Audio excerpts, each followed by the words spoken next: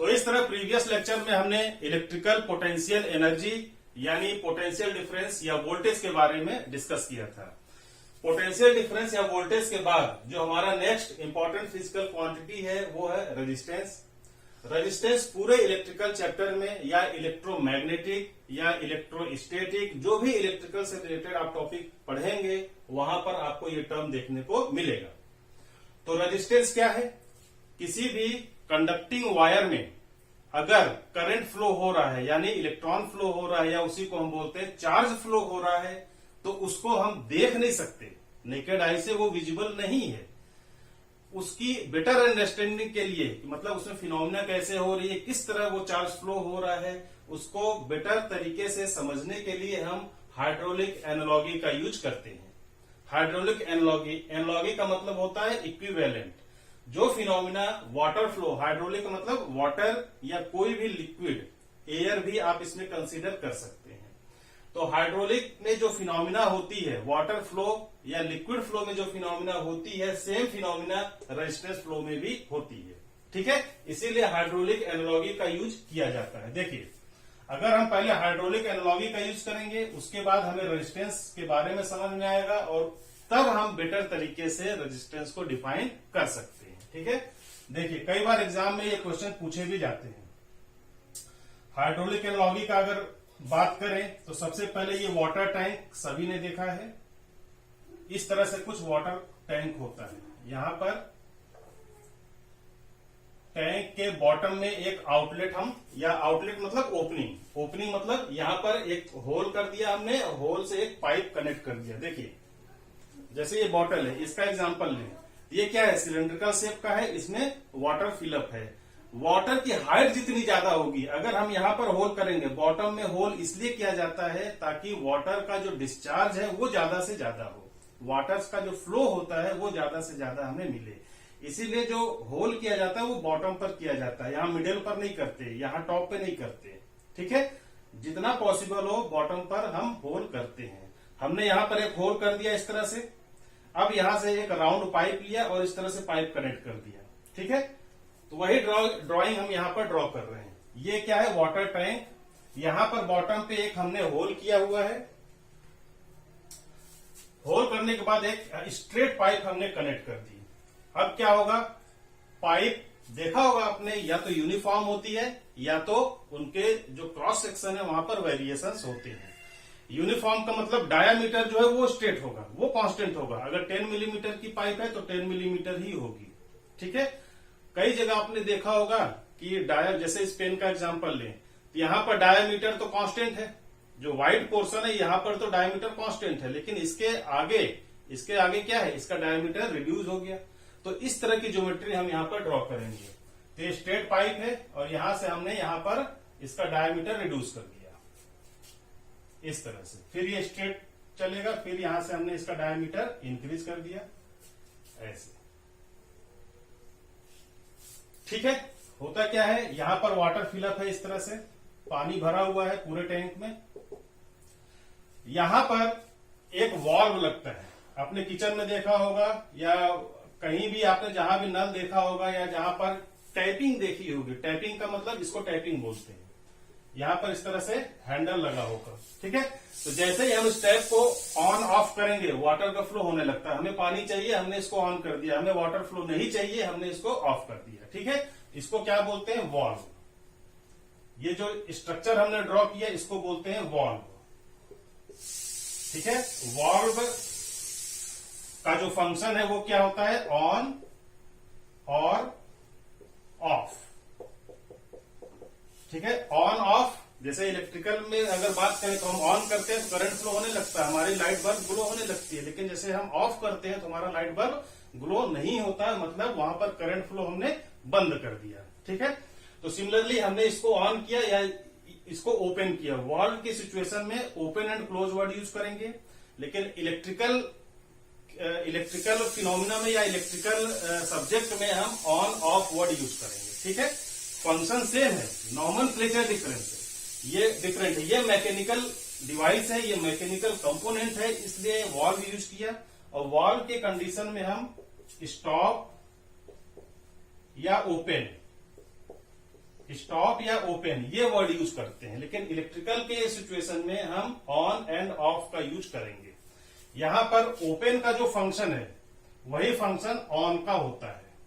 ठीक है, ये कंपेरिजन आपको समझना जरूरी है, क्योंकि हम यहां पर एनालॉगी वर्ड हमने यूज किया हुआ है, तभी आपको ये बात समझ में आएगी। अब देखिए यहां पर ये वाटर टैंक है, वाटर टैंक सेल का काम करता है। ठीक है, जैसे हमने सेल क्या होता है, एनर्जी स्टोरेज डिवाइस, वहां पर इलेक्ट्रिकल एनर्जी केमिकल एनर्जी के रूप में स्टोर होती है। तो सिमिलरली यहां पर इस टैंक में वाटर एनर्जी के रूप में स्टोर है। ठीक है, वाटर एनर्जी के रूप में स्टोर है, और इसी को हम क्या बोलते हैं, पोटेंशियल एनर्जी। इसी को क्या बोलते हैं, पोटेंशियल एनर्जी। अब हमने वाल्व ओपन किया, जैसे ही वाल्व ओपन किया तो यहां से वाटर का फ्लो स्टार्ट हो जाता है, और वाटर इस डायरेक्शन में फ्लो होने लगता है। Water left to right direction में फ्लो होने लगेगा, और यहां से जितना अमाउंट ऑफ वाटर हमें चाहिए वो वाटर हम यहां से डिस्चार्ज ले लेते हैं। डिस्चार्ज क्या है, आउटपुट है। आउटपुट का मतलब हमने यहां पर एक बकेट रखा, इस तरह से एक बकेट रखा, और इस बकेट में जितना वाटर चाहिए हमने उसको यहां पर ले लिया। ठीक है, जैसे हमारा ये बकेट फिल हो गया, हमने वाल्व को क्लोज कर दिया, वाटर का फ्लो क्लोज हो गया। तो यहां पर ये जो अमाउंट ऑफ वाटर है इसकी यूनिट क्या होती है, लीटर, या इसी को हम मीटर क्यूब पर सेकेंड इसमें रिप्रेजेंट करते हैं। और ये जो आउटपुट है इसको हम हाइड्रोलिक लैंग्वेज में डिस्चार्ज, क्या बोलेंगे, डिस्चार्ज। डिस्चार्ज का मतलब आउटपुट ऑफ वाटर। और यहां पर जो वाटर फ्लो हो रहा है, वाटर फ्लो को हम क्या बोलते हैं, फ्लो ऑफ वाटर को कैपिटल एफ से हमने यहां पर रिप्रेजेंट किया। और कैपिटल एफ क्या होता है, फ्लो ऑफ वाटर, और फ्लो किस में होता है, मीटर क्यूब पर सेकंड में होता है। यहां पर फ्लो या डिस्चार्ज दोनों में सेम है, बट यहां पर वाटर फ्लो हो रहा है, यहां पर हम आउटपुट ले रहे हैं। फंक्शन सेम है, यूनिट भी सेम है, बट यहां पर वाटर फ्लो हो रहा है और यहां पर उसी वाटर को हम आउटपुट के रूप में ले रहे हैं, इसलिए हमने यहां पर डिस्चार्ज वर्ड यूज किया है। यूनिट आप देख सकते हैं, यहां भी मीटर क्यूब पर सेकेंड है, यहां भी मीटर क्यूब पर सेकेंड है। ओके, इतना डिटेल हमें नहीं जानना। तो ये जो हाइट ऑफ वाटर है इसको वाटर टैंक कहते हैं, यहां पर लिख सकते हैं वाटर टैंक, वाटर टैंक। तो वाटर टैंक में जितना अमाउंट ऑफ वाटर है, जितना पानी उसमें भरा होगा उसकी एनर्जी उतनी ही ज्यादा होगी। इसीलिए आपने देखा होगा कि बड़े बड़े लार्ज टैंक बनाए जाते हैं। ठीक है, सिमिलरली इलेक्ट्रिकल लैंग्वेज में बात करें तो आपने रिस्ट वॉच का देखा होगा। रिस्ट वॉच में जो सेल है, इस सेल की हम बात कर रहे हैं। ठीक है, रिस्ट वॉच की सेल बहुत स्मॉल साइज की होगी, लेकिन आपका जो वॉल माउंटेड क्लॉक है, दीवार घड़ी जो है, उसकी जो सेल है इससे थोड़ी लार्ज होती है, इस तरह से। इसके बाद टॉर्च में जो सेल होती है वो इससे भी लार्ज होती है। ठीक है, उसके बाद टू व्हीलर में, आपने टू व्हीलर ड्राइव किया होगा, टू व्हीलर में जो सेल या बैटरी यूज होती है उसकी साइज इससे भी लार्ज होती है, इस तरह से। फोर व्हीलर की जो सेल होगी, बैटरी होगी, वो इससे भी लार्ज होगी। तो कहने का मतलब जितनी ज्यादा एनर्जी की हमें रिक्वायरमेंट होती है, साइज उतनी ज्यादा इंक्रीज होती जाती है। सिमिलरली यहां पर भी आपको मान लीजिए 1 लीटर वाटर चाहिए तो आपका इस बॉटल में काम चल जाएगा, लेकिन आपको 1000 लीटर 100,000 लीटर चाहिए तो आपको टैंक की साइज इंक्रीज करनी पड़ेगी। तो सिमिलरली यहां पर भी जितनी ज्यादा आपको इलेक्ट्रिकल एनर्जी चाहिए, वहां उतनी ही ज्यादा बैटरी या सेल की साइज आपको इंक्रीज करनी पड़ती है। ठीक है, ओके, इतनी बात समझ में आ गई। अब आगे चलते हैं। यहां तक, इस सेक्शन तक, यहां तक वाटर का फ्लो ज्यादा होगा, और यहां पर देखेंगे आप कि एरिया ऑफ क्रॉस सेक्शन वो रिड्यूस हो जाता है। इसका मतलब यहां पर जो वाटर के मॉलिक्यूल्स हैं काफी दूर दूर होंगे, इस तरह से काफी फैले हुए होंगे, लेकिन जैसे ही इस रिड्यूस्ड एरिया पर आएंगे तो यहां पर क्या होगा, वाटर के मॉलिक्यूल्स काफी क्लोज हो जाएंगे। वाटर के मॉलिक्यूल्स काफी क्लोज हो जाएंगे। इस क्लोजनेस के कारण यहां पर क्लोज हो गए, मतलब काफी भीड़ हो गई, वहां पर काफी क्राउड हो गया। तो वाटर का फ्लो यहां पर काफी हाई वेलोसिटी से था, इस एरिया तक वाटर काफी हाई वेलोसिटी से मूव कर रहा था। सपोज करिए यहां से यहां तक जो वाटर की वेलोसिटी थी वो 10 मीटर पर सेकेंड थी। ठीक है, जैसे ही इस क्रॉस सेक्शन एरिया पर ये वाटर आता है यहां से यहां तक, यहां पर क्राउड हो गया तो वेलोसिटी क्या हो जाएगी, वो कम हो जाएगी, 10 से रिड्यूस होकर वो 5 मीटर पर सेकेंड हो जाएगी। ठीक है, आपने देखा होगा आप काफी हाई स्पीड से जाते हैं, लेकिन जैसे ही किसी क्राउडेड एरिया में पहुंचते हैं, किसी मार्केट में गए, शॉपिंग मॉल में गए, तो वहां पर क्राउड होता है तो आपकी स्पीड ऑटोमेटिक स्लो हो जाती है। सेम फिनोमेना यहां पर भी है। यहां पर क्राउड नहीं था इतने एरिया में, इसलिए वेलोसिटी ज्यादा थी वाटर के मॉलिक्यूल्स की। वाटर में क्या है, स्मॉल पार्टिकल्स होते हैं, मॉलिक्यूल्स होते हैं। ठीक है, तो इनके मॉलिक्यूल्स की वेलोसिटी ज्यादा थी, लेकिन यहां पर एरिया कम हो गया, मॉलिक्यूल्स यहां पर क्राउडेड हो गए, मतलब यहां पर कलेक्ट हो गए, और यहां पर कलेक्ट हो गए तो यहां पर इसकी जो वेलोसिटी है वो रिड्यूस होकर 5 मीटर पर सेकेंड तक हो गई। इसी को हम क्या बोलते हैं, वेलोसिटी रिडक्शन को हम क्या बोलते हैं, हिंड्रेंस। क्या बोलते हैं, हिंड्रेंस या रेजिस्टेंस, या रोकना जिसको बोलते हैं। आपने स्पीड को रोक दिया, वाटर की स्पीड को आपने रोक दिया या उसकी स्पीड को रिड्यूस कर दिया, उसी को हम बोलते हैं रेजिस्टेंस। ठीक है, और वो रेजिस्टेंस क्यों हुआ, यहां पर क्रॉस सेक्शन एरिया में रिडक्शन के कारण हुआ, क्योंकि हमने यहां पर रिडक्शन कर दिया। फिर यहां पर आप देखेंगे क्रॉस सेक्शन एरिया इंक्रीज हो गया, तो यहां पर वाटर की वेलोसिटी क्या है, फिर से इंक्रीज हो जाएगी। ठीक है, अब इसी को कंपेयर करें, इलेक्ट्रिकल सर्किट की बात करें तो यहां पर ये वाटर टैंक है, तो वाटर टैंक को हम सेल से कंपेयर करते हैं। सेल का मतलब इस तरह से, यहां पर ये दो लाइनें दिखाई जाती हैं और इस तरह से इसको प्लस और इसको माइनस टर्मिनल से रिप्रेजेंट किया जाता है। ये जो टैंक है वो ये सेल है। इसके बाद ये जो वाटर फ्लो हो रहा है पाइप के थ्रू, इस वाटर फ्लो को हम क्या बोलते हैं, वायर। इसको बोलते हैं वायर। यहां पर वाटर फ्लो हो रहा है तो यहां पर करंट फ्लो होगा। ये वायर है और यहां पर ये पाइप है, तो पाइप किसके इक्विवेलेंट है, वाटर के। यहां पर लिख सकते हैं पाइप जो है वाटर के इक्विवेलेंट है।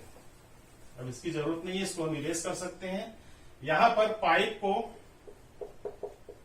हमने वायर के इक्विवेलेंट रिप्रेजेंट किया। उसके बाद टैंक को हमने, वाटर टैंक को हमने सेल या बैटरी से रिप्लेस किया। ठीक है, टैंक एनर्जी स्टोरेज डिवाइस है, यहां पर सेल या बैटरी भी क्या है, एनर्जी स्टोरेज डिवाइस है। यहां पर वाटर एनर्जी है, यहां पर इलेक्ट्रिकल एनर्जी है। अब क्या हुआ, यहां पर एक स्विच हमने कनेक्ट किया, यहां पर इस तरह से, इसको के से रिप्रेजेंट करते हैं। के मतलब की या स्विच। ये स्विच क्या है, ये वॉल्व भी यहां पर स्विच है। यहां पर लिख सकते हैं, यहां पर valve is equivalent to switch. ठीक है, वॉल्व को स्विच को ऑन किया, करंट फ्लो होने लगा, तो यहां पर आपकी बल्ब ऑन हो गई, बल्ब या फैन ऑन हो गया। इसका मतलब जो बल्ब हमने यहां पर लगाया था या फैन हमने यहां पर कनेक्ट किया था, वो क्या है, वो इलेक्ट्रिकल एनर्जी को ड्रॉप करता है, रिड्यूस करता है। यहां पर करंट तो फ्लो हो रहा है, लेकिन यहां पर हमने फैन लगा दिया तो जो करंट है वहां पर रिड्यूस हो जाएगा। ठीक है, इसी को हमने बोलते हैं यहां पर रेजिस्टेंस आर। ये जो करंट का फ्लो है वो वाटर फ्लो के इक्विवेलेंट है, तो यहां पर हम लिख सकते हैं वाटर फ्लो एफ, ये किसके इक्विवेलेंट है, करंट आई के। ठीक है, अब यहां पर रेजिस्टेंस है, ये रेजिस्टेंस किसके इक्विवेलेंट है, ये जो क्रॉस सेक्शन एरिया है, ये वाला एरिया, इसके इक्विवेलेंट है।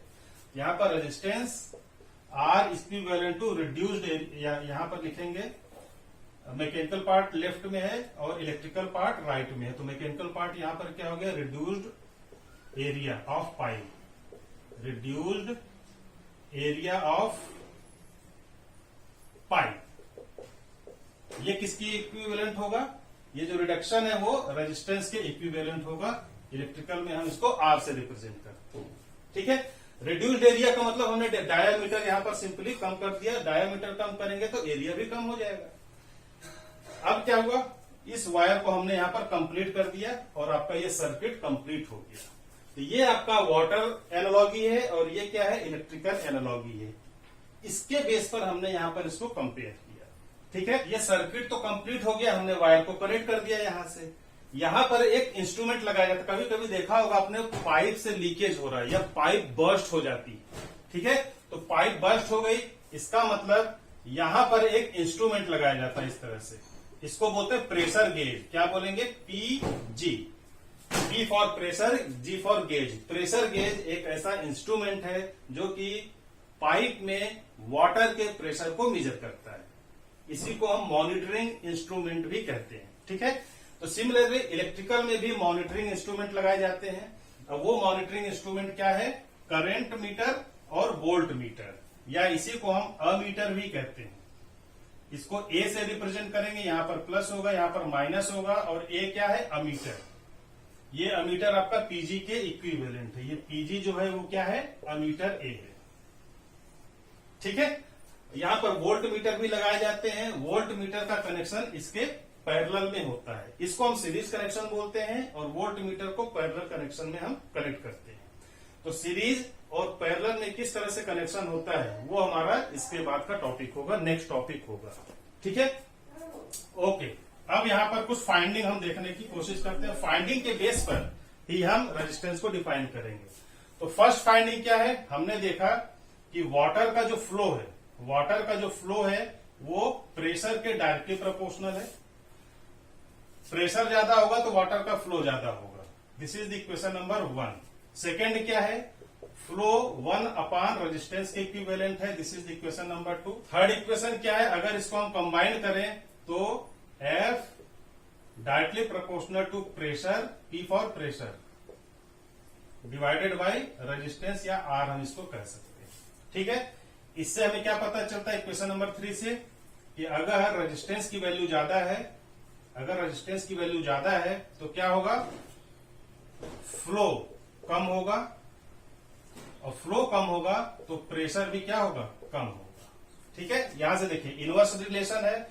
तो रेजिस्टेंस की वैल्यू कम होगी तो फ्लो की वैल्यू ज्यादा होगी, या रेजिस्टेंस ज्यादा होगा, यहां पर R ग्रेटर है तो फ्लो की वैल्यू कम होगी, और फ्लो किसके प्रोपोर्शनल है? प्रेशर के, तो प्रेशर की वैल्यू भी क्या होगी? कम होगी, क्योंकि फ्लो कम है तो प्रेशर कम होगा, फ्लो ज्यादा होगा तो प्रेशर ज्यादा होगा। ठीक है, ओके। इसके बाद यहां पर पाइप डाया की हमने बात की। एक कॉन्सेप्ट ये था। सेकेंड कॉन्सेप्ट क्या? Pipe dia. Pipe diameter, dia मतलब डायामीटर, डी। अगर पाइप का डायामीटर ज्यादा है तो क्या होगा? रेजिस्टेंस की वैल्यू कम है, और रेजिस्टेंस की वैल्यू कम है तो फ्लो की वैल्यू भी क्या है? इंक्रीज हो जाएगी। रेजिस्टेंस ज्यादा होगा, यहां से F और R का इनवर्स रिलेशन है, तो यहां पर रेजिस्टेंस कम है तो फ्लो की वैल्यू ज्यादा होगी।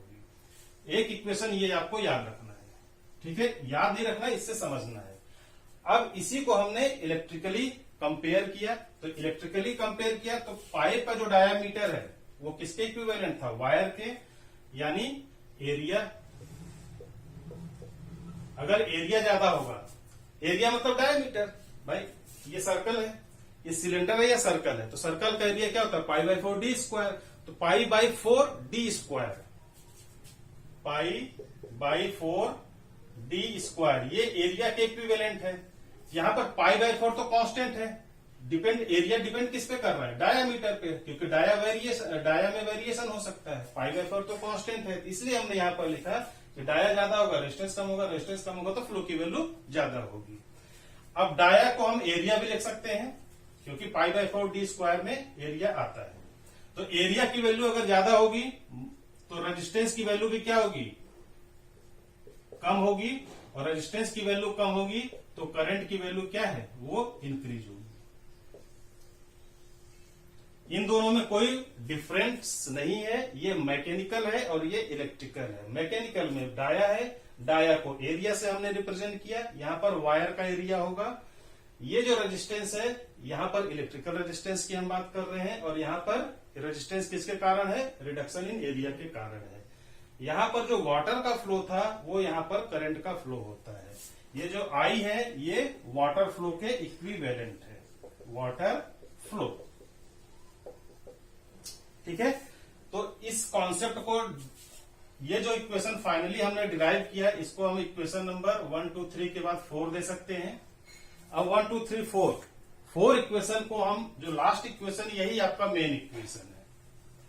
इसको अगर आपको याद रखना है, इसको हम directly R inversely proportional to 1/a। इस तरह से याद रख सकते हैं। Equation number 5। इक्वेशन नंबर 5 इसी का शॉर्ट फॉर्म है, आप इस तरह से याद रख सकते हैं। देखिए एरिया ज्यादा होगा तो रेजिस्टेंस कम है, एरिया कम है तो रेजिस्टेंस ज्यादा होगा। ठीक है, और रेजिस्टेंस का डायरेक्ट रिलेशन किससे है? करंट से है। ठीक है ना, तो इसका डायरेक्ट फॉर्म शॉर्ट फॉर्म जो है इक्वेशन नंबर 5 है। आप इक्वेशन नंबर 5 को भी याद रख सकते हैं। ठीक है, ओके। अब इसके डेफिनेशन की बात करें, रेजिस्टेंस को आपको डिफाइन करना हो तो आप कैसे डिफाइन करेंगे? बहुत इजीली डिफाइन कर सकते हैं। देखिए यहां पर वाटर एनालॉजी हमने लिया, इसी के बेस पर हम इसको डिफाइन करेंगे। देखिए रेजिस्टेंस आर, ठीक है, तो इसको कैसे डिफाइन करेंगे? Resistance can be defined as the hindrance on flow of charge in a conducting wire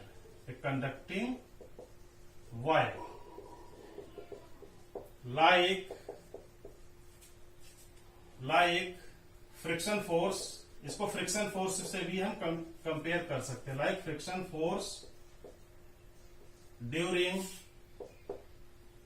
motion of the object,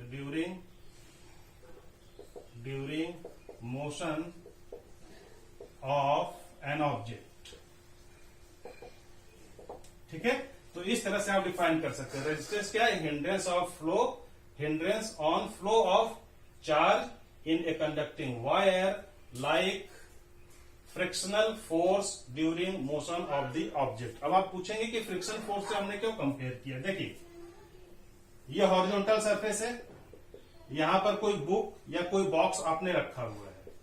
ठीक है, यहां पर कोई फोर्स हम अप्लाई करते हैं। क्लास 9 चैप्टर 1 मोशन जो था वहां पर भी हमने ये बात की थी, ये आपने पढ़ा होगा। यहां पर सपोज करिए कोई पुश फोर्स F हमने अप्लाई किया, इसकी इनिशियल पोजीशन A है, ये मूव होकर यहां पर आ जाती है, इसकी फाइनल पोजीशन यहां पर B है।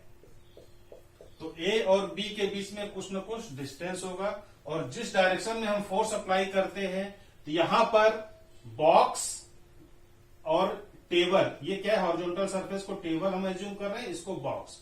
तो टेबल और बॉक्स का ये जो जंक्शन है या ये जो कांटेक्ट पॉइंट है, यहां पर नंबर ऑफ मॉलिक्यूल्स जो कि कांटेक्ट में आते हैं, और यहां पर फ्रिक्शनल फोर्स की जो डायरेक्शन है वो अपोजिट होती है। फ्रिक्शन फोर्स को स्मॉल f से हमने रिप्रेजेंट किया। ये क्या है? पुश फोर्स जो हम अप्लाई करते हैं इसको मूव करने के लिए, और F क्या है? स्मॉल f फ्रिक्शनल फोर्स जो कि इसके अपोजिट डायरेक्शन में लगता है। ठीक है, तो फ्रिक्शनल फोर्स हमेशा इसके अपोजिट डायरेक्शन में होगा, और अपोजिट डायरेक्शन में होने के कारण ऑब्जेक्ट के मोशन को ये रजिस्ट करता है। ये भी क्या है? हिंड्रेंस का काम किया, क्योंकि इसने मोशन को रोका, मोशन को रिड्यूस किया, इसकी वेलोसिटी को रिड्यूस किया। तो सेम चीज हमने यहां पर लिखी, like frictional force during motion of an object. तो रेजिस्टेंस क्या है? हिंड्रेंस, या रेजिस्टेंस को हम फ्रिक्शनल फोर्स से भी कंपेयर कर सकते हैं। तो रेजिस्टेंस के बाद रजिस्टर की बात करें। रजिस्टर क्या होता है? क्वेश्चन में रजिस्टर गिवन है, तो रजिस्टर का मतलब क्या है? जो हिंड्रेंस को ऑफर करे। मतलब यहां पर रजिस्टर का मतलब होता है मटेरियल। डायरेक्ट इसका रिलेशन किससे है? मटेरियल से। Material which offers